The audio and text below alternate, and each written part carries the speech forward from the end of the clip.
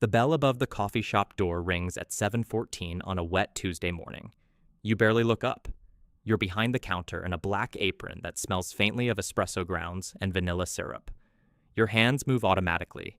Cup, lid, receipt, change. Outside, rain drags silver lines down the glass. Inside, the grinder screams every few minutes, drowning out the low conversations of people who seem to have somewhere more important to be. Then, he walks in. A man in a charcoal suit, maybe late 30s, maybe older. His coat is dry despite the rain. His watch catches the light when he reaches for his wallet. He orders a black coffee, no sugar, and waits near the window while answering messages on his phone. You notice the small things, the way he does not check the price, the way he does not rush, the way he looks tired but not trapped. You hand him his drink. He says, "Thank you," without really seeing you, and that is what stays with you. Not jealousy, not even anger, just the strange, sharp feeling of being invisible in your own life. You are 23. You work 28 hours a week because that is all the cafe will give you. After tax, you bring home around £1,150 a month, enough for rent in a shared flat, bus fare, food, your phone bill, and the small emergencies that always seem to arrive before payday. You tell people you are figuring things out, but most nights you lie awake hearing the fridge hum in the kitchen and wonder how long you can keep saying that. The next morning, nothing changes. You still wipe tables. You still smile when customers mispronounce your name. You still carry a bag of discounted pastries home because buying lunch feels irresponsible. But something has shifted. You open a savings account. You write down every number you have avoided looking at. Your rent, your debt, the subscriptions quietly taking money from you each month. The takeaway meals you buy when you are too tired to cook. The trainers you bought because everyone else had them. The total is not dramatic. That is the worst part. Your life is not being ruined by one disaster. It is being softened away by hundreds of small decisions. You begin with £100. It is all you can spare that month. You put it into a low-cost global index fund and watch the confirmation screen for a long time. It does not feel like becoming wealthy. It feels like sending a tiny paper boat into an ocean. Still, every payday, you send another one. At work, nobody notices. You are still the person steaming milk at 6 in the morning. Still the person apologizing when the card machine freezes. Still the person who takes the late shift because somebody else has plans. But after closing, while the streets shine with rain, you walk home carrying groceries instead of ordering food. Rice, eggs, frozen vegetables, chicken thighs, oats. You learn how quiet a life can become when you stop buying things to make it look louder. Months pass, then years. And somewhere between the early shifts, the cheap meals, and the money leaving your account before you can spend it, you begin to understand that nobody is coming to pull you out. You are going to have to become someone the old version of you would not recognize. You do not become rich quickly. That is the part nobody would put in a montage. Your first year is mostly restraint. You invest 35% of your take-home pay, around £400 a month. Another 15% goes into cash savings, because life still happens. A broken phone, a dentist appointment, a week when the cafe cuts your shifts. You keep the remaining 50% for rent, food, transport, and the ordinary cost of existing. The numbers are not impressive at first. You open your investing app on the bus home and see a balance that barely moves. Some weeks, it drops. The red numbers make your stomach tighten. This is money you chose not to spend. Money you chose to keep away from the version of you that wants a new jacket, a better phone, a weekend that looks expensive in photos. You keep going anyway. You stop ordering food after late shifts. You buy rice, eggs, oats, frozen vegetables, chicken thighs, tins of beans. You learn which supermarket reduces food after 9. You make coffee at home, even though the smell of espresso follows you through every workday. Your flatmates joke that you eat the same meal too often. You laugh with them, but you know every boring dinner is buying something invisible. Time, options, a future that does not depend on whether the cafe gives you enough shifts next month. Then, one night after closing, you see a small business owner posting online that they need someone to edit short videos. You have no polished portfolio, no agency, no expensive camera, just an old laptop, free editing software, and years of watching videos more closely than most people watch films. You send a message. Your first job pays £45. It takes nearly 3 hours. The client sends back notes that make no sense. The captions are too fast. The music is wrong. The logo needs to be larger. You redo the entire thing after midnight while rain taps against your bedroom window. When the payment arrives, it feels almost ridiculous. £45. But it is not the amount that matters. It is proof that money can come from somewhere other than a clocking in machine. You put £30 into investments and keep £15 for food. Then another client appears. A gym wants 3 clips. A local restaurant wants videos for social media. Someone finds your work through a friend and asks if you can edit podcast clips. You say yes before you know exactly how. By the end of the second year, the cafe is still your main job, but editing brings in an extra £300 in a good month. Sometimes more, sometimes nothing. The uncertainty is uncomfortable, but it changes the way you see your life. You do not upgrade anything.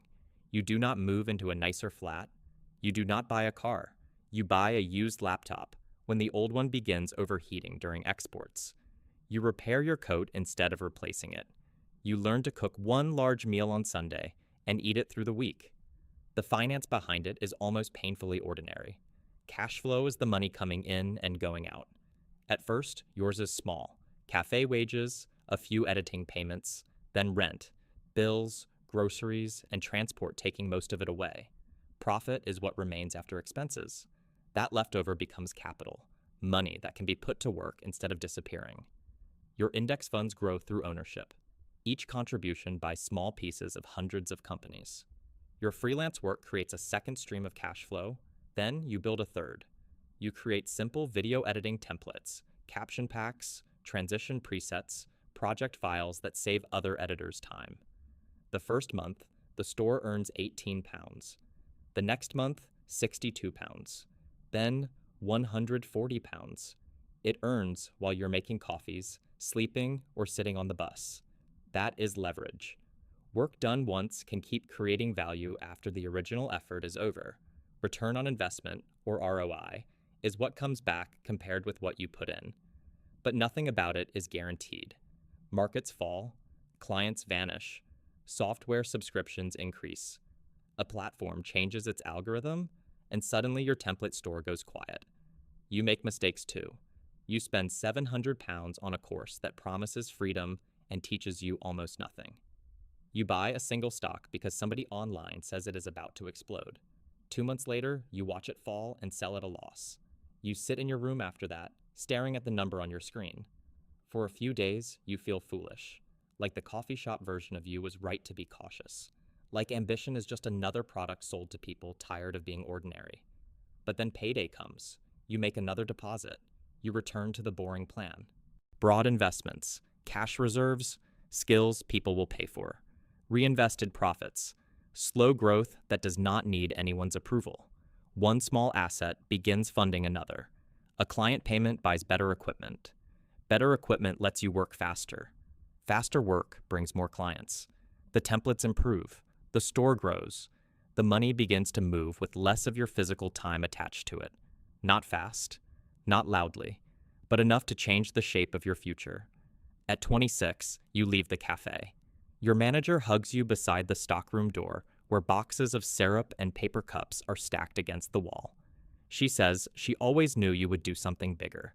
You smile because you do not know how to explain that you do not feel bigger. You feel more careful, more aware of how easily everything can disappear. So you keep your old flat for another year. You keep cooking at home. You keep investing. And quietly, almost invisibly, the numbers begin to change shape. By 30, you cross a number you never say out loud. 1 million. Not in one bank account, not stacked in cash. It exists across investments, savings, business equity, and small assets built from years of early mornings, late nights, cheap meals, and decisions nobody saw. The number appears on a screen one ordinary Thursday. You are sitting at the kitchen table in the same flat you promised yourself you would leave years ago. Your laptop is open beside a bowl of oats gone cold.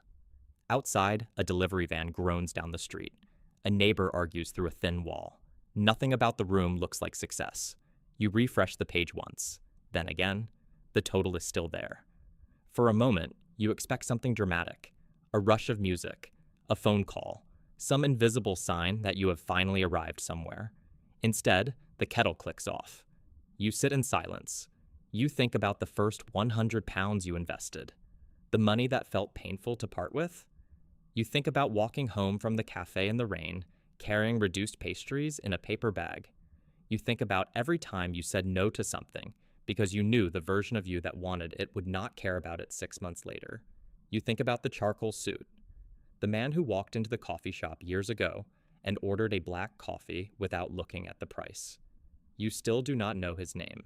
You do not know if he was wealthy, or simply tired, or late for a meeting. But that morning, he looked like someone who had choices. You spent years trying to understand what choices really cost. You do not tell anyone right away.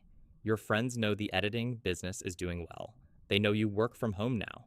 They know you travel for clients sometimes, and no longer complain about rent. But they do not know the full number. You do not post it. You do not buy a watch that catches the light. You do not rent a luxury apartment to prove you escaped the old one. You do not start ordering expensive meals or taking photos in hotel lobbies. You have seen what happens when people treat money like an announcement. They spend it trying to make strangers believe they are important. You have spent too long learning that freedom is quieter than that. Your business has changed. The editing agency has a small team now. People you trust handle projects you once stayed awake, finishing alone. The template store still earns in the background. Some months are better than others. Clients leave. New ones arrive. Markets rise and fall. You still save. You still invest. You still look at the cost of things before you buy them. Not because you are afraid to spend money, because you remember what it felt like when every purchase carried consequences. A few months after the number crosses 1 million, you go back to the coffee shop. It is autumn. The pavement is wet, and the air smells like rain and leaves pressed into the gutters. You stand across the street for a moment, watching the familiar windows fog from the warmth inside. The sign has changed slightly. The chairs are newer. The menu is different. But the bell above the door still rings when you walk in. For a second, you are 23 again. You can almost feel the old apron around your waist. You can almost hear the grinder screaming behind the counter. You remember the ache in your feet after a double shift and the panic of checking your bank balance before buying groceries. A younger barista looks up. "What can I get you?" You look at the menu even though you already know what you want. "Black coffee," you say. You pay without thinking about the price. Then you take your drink to the window. It is the same spot where the man in the charcoal suit stood years ago. Outside, people hurry past under umbrellas. A man in a suit speaks sharply into his phone. Two students share a pastry and laugh at something only they understand. Nobody looks at you twice. Nobody knows that the person sitting by the window has enough money to stop working if you wanted to. Nobody knows how many nights you chose the quiet option when the louder one would have been easier. And you realize you do not need them to know. The secret is not that you became a millionaire. The secret is that it never felt like one moment. It was hundreds of small choices. Bringing lunch to work. Learning a skill after closing shifts. Reinvesting money instead of celebrating it. Choosing patience when impatience looked more exciting. You finish your coffee slowly. Before you leave, you put a generous tip in the jar. Because you remember. Outside, the rain begins again. You walk down the street without checking the time, calculating the cost of the next week, or wondering whether one bad month could undo everything. The city keeps moving around you. You do not turn around. You keep walking into the gray afternoon, carrying the quiet knowledge that your life belongs to you now.